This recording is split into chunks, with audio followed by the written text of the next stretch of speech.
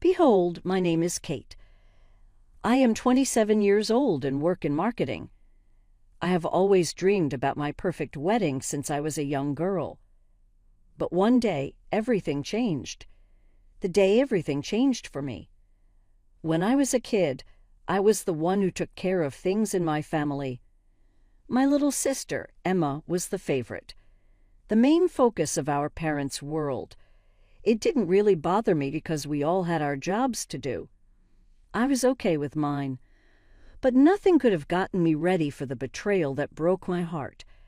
It began on a bright, sunny afternoon.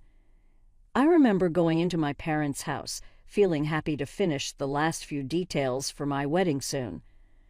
When I walked in, I noticed a weird smell, a combination of new paint and sawdust. I walked into the kitchen, feeling confused. The kitchen, which was old and not modern just a few weeks ago, now looked very different.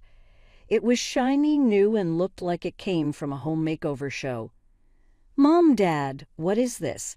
I asked, my voice bouncing off the bright new tiles. My mom looked at me with a big smile. "Oh dear, isn't it wonderful? We thought it was time for Emma to have a kitchen that a chef would love." The old one was really tight, wasn't it? Emma joined in, her voice full of excitement. "Sure, Kate, look at this. Now there is a lot of space. It's amazing." I felt a tight feeling in my stomach. Something felt off. I didn't want to ask what I was thinking, but before I could hold back, the words came out. "Where did this money come from?" The room became silent. My dad turned his head, feeling a bit uncomfortable, and cleared his throat. My mom's happy voice became serious when she answered, "Since Emma needed it more, we used your wedding money."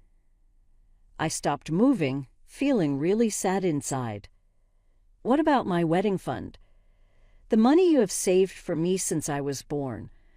My voice shook and tears filled my eyes. My mom nodded, trying to explain it. "Kate, it was clear. Emma's kitchen was really old, and this mattered a lot to her. We decided to help her. You used it without asking me." I spoke up, my voice trembling with anger and surprise. Emma looked sad. "Kate, I had no idea. I believed they had more money. I didn't expect it to come from your wedding money. What she said didn't count. The harm was already done." I looked at my parents, hoping to see some regret, but all I found was a reason for what they did in their eyes. I couldn't keep it in any longer. "I understand your priorities," I said, my voice calm and distant. "You are no longer invited to the wedding." "Kate, please wait," my mom said, moving closer to me. "No," I said, more harshly than I meant to. "If my dreams matter so little to you, then I don't want you around. You made your choice, and now I'm making mine." I didn't say anything else. I just turned and walked out of the house. Every step I took felt harder than the one before, like my heart was hurting a bit more with each move. When I reached my car, tears were running down my face. This was meant to be one of the happiest times in my life. I'd planned my wedding for many months. Now the people I believed would help me the most have destroyed that dream without even thinking. I drove home thinking about what just happened. I remembered all the times I had to be the one in charge. I always tried my best to make my parents proud. I put in a lot of effort, saved up, and stayed out of trouble. At the same time, Emma, the favorite, always appeared to receive everything easily.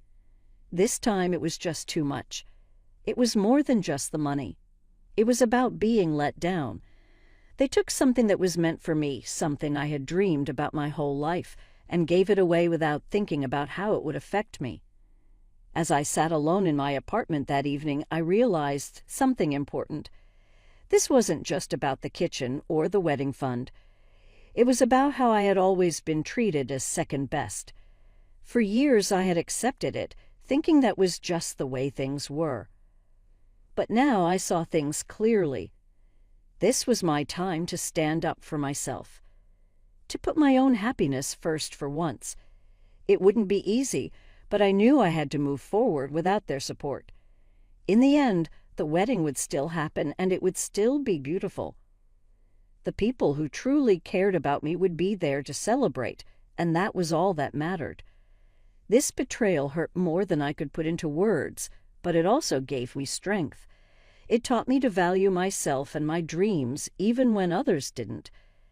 And for that, I would forever be grateful.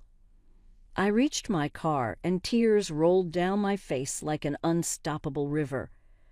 But with those tears came something else, a new determination. It was as solid and unshakable as the fancy granite countertops that had replaced my lifelong dream of a perfect wedding. My wedding would still happen, but it would be on my terms, smaller, simpler, and entirely mine. As for my family, they had made their choice, and now I was making mine. From this moment on, I would focus on building a life where I came first. The one day that was supposed to be all about me would truly reflect what I wanted. After canceling my parents' invitations, I thought the worst of the drama might be over. I was wrong. Adjusting my wedding plans felt bittersweet, but soon rumors began to spread. I could only guess that my parents were proudly showing off Emma's shiny new kitchen to anyone who would listen. One afternoon, as I sipped coffee with my best friend, Sabrina, she leaned forward, her expression a mix of disbelief and frustration. "Kate, you're not going to believe this," she said. "Your parents actually said Emma's kitchen was a better investment than a wedding." I let out a bitter laugh, shaking my head. So apparently my biggest milestone in life is less important than a fancy kitchen remodel, I said, sarcasm dripping from my words. Sabrina stared at me, her eyes wide with shock. "I mean, really, a kitchen is more important than your wedding. That's just ridiculous." Her reaction mirrored my own feelings. I thought I had already felt the worst of their betrayal, but somehow hearing those words made it hurt even more. I clenched my hands around my coffee mug, my frustration bubbling to the surface.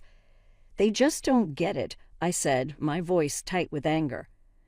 "But if they think they can brush this off without consequences, they're wrong.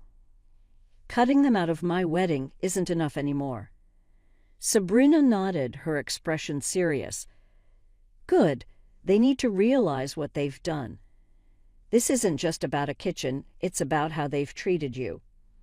I knew she was right. They needed to understand the impact of their actions. And for that, I needed support from someone who truly understood what I was going through. That's when I decided to reach out to my Uncle Tony. Tony had distanced himself from the family years ago, frustrated with their shallow values and favoritism. Reconnecting with him felt like finding a lifeline.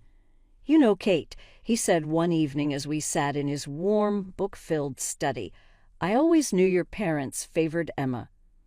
But this is on a whole other level." His voice was rough with disapproval, and I could see the frustration in his eyes as he spoke. "Yeah," I replied, my own anger boiling over. "And now they're parading it around town like it's something to be proud of." Tony shook his head, his jaw tight. "They've made their priorities clear, Kate. Now it's your turn to do the same." His words struck a chord in me. I wasn't just planning a wedding anymore, I was taking control of my life. This wasn't just about one day, it was about standing up for myself and refusing to let their actions define me. And for the first time, I felt strong enough to do it. I couldn't let this go. The hurt and anger were too strong. As I sat with Uncle Tony, I voiced my frustration, unsure of how to move forward. Tony leaned in, his eyes narrowing thoughtfully.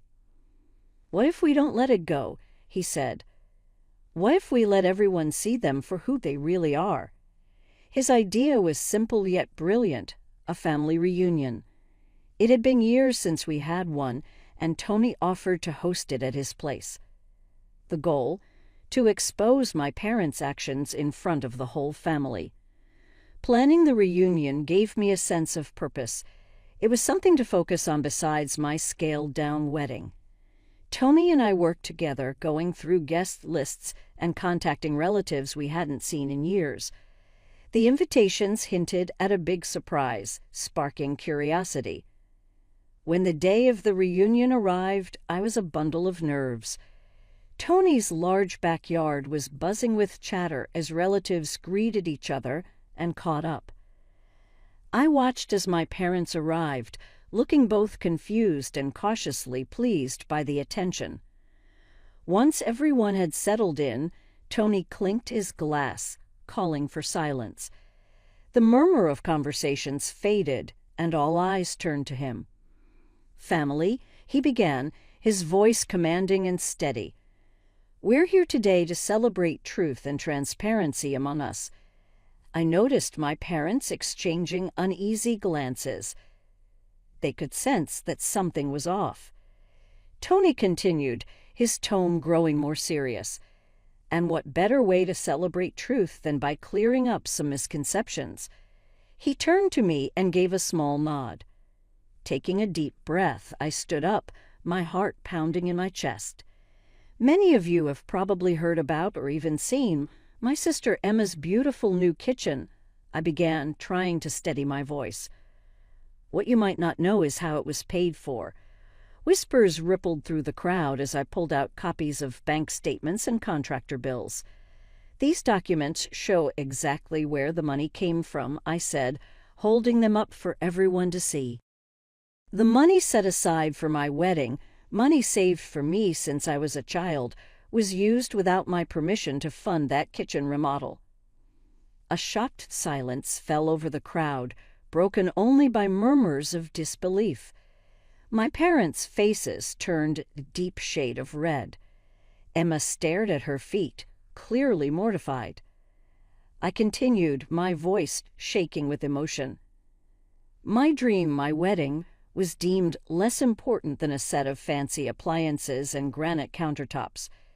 Tony stepped forward then, his voice firm and commanding. "We stand for fairness and support in this family," he said. "Today we've seen an example of the opposite. Let's reflect on what this means for us as a family moving forward." The crowd buzzed with shock and indignation. Why would they do such a thing? An aunt called out, disbelief heavy in her tone. I answered, my words bitter but honest. In their eyes, it was about necessity, what they thought was more important. But in doing so, they overlooked fairness and respect for me. Emma, her face bright red with embarrassment, suddenly stood up. "Kate, I didn't know," she said, her voice trembling. "I had no idea the money came from your wedding fund. If I had known, I would never have let this happen." Her apology felt sincere, but it didn't erase the damage. I appreciated her words, but the betrayal wasn't just about her. It was about my parents and their decision to disregard my dreams without a second thought. As the reunion ended, the family's attitude toward my parents shifted. Their actions were now out in the open, and the truth couldn't be ignored. It wasn't the way I wanted things to unfold, but it gave me closure. I knew I couldn't change the past, but I could move forward stronger and more determined than ever to prioritize my happiness and the life I wanted to build. "I didn't know, Kate. I swear I didn't know," Emma said, her voice shaky, her eyes wide with guilt. "It's not just about the money, Emma," I replied, unable to hide my frustration. "It's about trust. It's about respect. Our intention was never to hurt anyone," Dad said defensively, stepping in. "Emma needed help, and we made a tough call." "A tough call?" I couldn't hide the disbelief in my voice. "What about my wedding? What about my dreams?" The air grew tense as relatives shifted uncomfortably, clearly aware of the tension between us. "Seems to me," an older cousin spoke up cautiously, "you thought only of one daughter. What about Kate?" Another relative chimed in, their tone sharper. How do you justify choosing between your children like that?" The room erupted into a heated argument. Voices overlapped, family members taking sides. Some expressed sympathy toward me, while others tried to justify my parents' actions. It was a chaotic mix of emotions. "Enough!" Tony's voice cut through the noise like a knife. The room fell silent, his commanding presence demanding attention. "This isn't just a family squabble over money," he said, his voice steady and firm. "It's about priorities. Today we've seen clearly where those priorities lie for some of us." The crowd grew quiet, the tension so thick it felt hard to breathe. My parents, usually so confident, now looked small under the weight of the disapproving stares directed at them. The reunion, which had started as a cheerful family gathering, had turned somber and uncomfortable. Slowly, relatives began to leave, offering me sympathetic glances and brief words of support. "I'm sorry, Kate," Emma muttered as she walked past me, unable to meet my eyes. "Don't be," I said softly. "It's not your fault, but it's clear now I need to step away from this, from them." The drive home was quiet. My earlier resolve to expose the truth was now mixed with a deep sadness. It wasn't easy to face the reality of my parents' choices, but there was also a strange sense of relief. The truth was out, and with it came a chance to move forward, not just with my wedding plans, but with my life. In the days following the reunion, the fallout was immediate. Whispers of betrayal spread quickly through the community. My parents, who had always been respected, now faced harsh judgment from neighbors and friends. Walking through town, I felt the weight of the community's whispers. At the grocery store, I overheard snippets of conversations. "Did you hear about the Johnsons?" someone whispered. "They took money from their daughter's wedding fund for a kitchen remodel."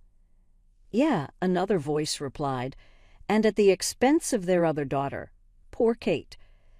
The judgment from others was a strange kind of comfort, not joy, but validation that I wasn't overreacting. People saw what had happened for what it was, a betrayal. The looks my parents received in public were a stark contrast to the admiration they were used to.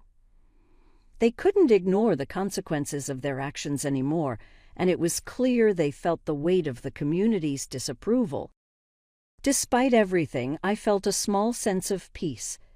The truth was no longer hidden, and I no longer had to carry the burden alone. My wedding would go on, smaller and simpler, but it would be a celebration of the people who truly cared for me. This painful experience taught me something important. I deserved to be surrounded by people who valued me and my happiness. It hurt to step away from my parents, but I realized that sometimes creating boundaries is the only way to protect yourself. With each passing day, I felt a little stronger. I had faced the betrayal, exposed the truth, and stood up for myself. It wasn't the wedding I had once dreamed of, but it was still my day and it was still mine to cherish. In the end, I realized that this wasn't just about a kitchen or a wedding fund. It was about respect, love, and fairness, things I had a right to demand in my life. And from that point on, I vowed to never settle for less. Validation came slowly, but it arrived nonetheless. It felt good to know that the pain I had endured was seen, even if only by strangers. People now understood what I had gone through, and that recognition made me feel less alone. One chilly Thursday morning, as I browsed the local market, I spotted Emma. She approached me hesitantly, a wicker basket dangling awkwardly from her arm.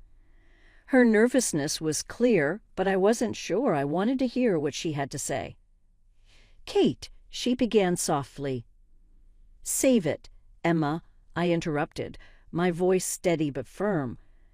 "I'm not in the mood." She paused, looking down for a moment before meeting my eyes again. "I just wanted to say I'm sorry," she said, her tone sincere. "I really didn't know." I shook my head, my emotions carefully guarded. "Whether you knew or not doesn't change what happened," I said flatly. They chose you, Emma. They always choose you, and somehow I'm always the one paying the price. Her expression crumbled, hurt filling her eyes. In the past, I might have softened at that look, but not this time. I couldn't let myself go back to that place. I need space, Emma, I said, my voice unwavering. Space to heal and rebuild my life without the chaos our parents bring. She nodded slowly, taking a small step back. I understand, she said quietly, but if you ever need me, just know I'm here. I watched her walk away, her shoulders slumped as though she were carrying the weight I had carried for so long. For the first time, though, I felt lighter, stronger. The months that followed brought whispers of my parents' misfortunes. Their once thriving boutique, a cornerstone of their social standing, was struggling. Regular customers who had once admired their charm now saw them in a different light. The Johnsons, "No, thank you," I overheard one woman say at a coffee shop. "You can't trust them, not after what they did to their own daughter." Their reputation crumbled, and with it, their financial stability. Rumors of bankruptcy surfaced, a sharp contrast to the life of comfort and privilege they had always enjoyed. While their world seemed to fall apart, mine was finally coming together. My wedding day arrived, not with the grandeur I had once imagined, but with something far better. A heartfelt celebration filled with love. The venue was small and intimate, decorated with simple elegance. Close friends and a few family members who had stood by me filled the space. Every moment felt like a stitch mending the fabric of my self-worth. "Congratulations, Kate," Uncle Tony toasted, raising his glass with a proud smile. "Here's to new beginnings and true happiness." The reception was filled with laughter and dancing. The soft glow of fairy lights and the scent of jasmine filled the air, creating a magical atmosphere. It wasn't perfect because it was extravagant. It was great because it was true. As my personal life got better, my career did too. I got promotions that opened up new chances for me. I spoke at marketing panels where I shared my experiences and helped others with their challenges. The bad mess that used to be my life was gone. Instead, there was a new feeling of control, options, and calm. When I think about it, I see that not having my parents' support was really hard, but it also let me grow into my best self. My life was not about what others wanted anymore. It was about living the way I wanted. The trip was tough, and some days sadness came in. With each step I took, I felt stronger and more sure of myself. My wedding, my job, and my happiness showed that I could create a life for myself without the influence of favoritism and hidden anger. After many years, I finally felt really calm. My story wasn't about saving money for a wedding or having a nice kitchen. I was focused on discovering my voice, taking back my dreams, and picking a life where I was the priority. I will always appreciate that gift. I created a life with people who support me and make me feel good, not those who bring me down. One calm evening, I sat on my balcony enjoying the cool breeze moving the wind chimes. I thought about the path that led me here. The betrayal I went through was a tough lesson, but it taught me something very valuable: my value and strength. When I looked at the stars, I saw that tough challenges in life often make people stronger. My parents' choices might have started everything, but it was my own decisions that made the ending. At that calm time, I felt sure I had made the right choices for me. This is Kate's story about being let down, getting stronger, and discovering joy. What do you think about her choice to stay away from her family? Do you think it was a good choice, or could it have been done another way? Leave your ideas in the comments below.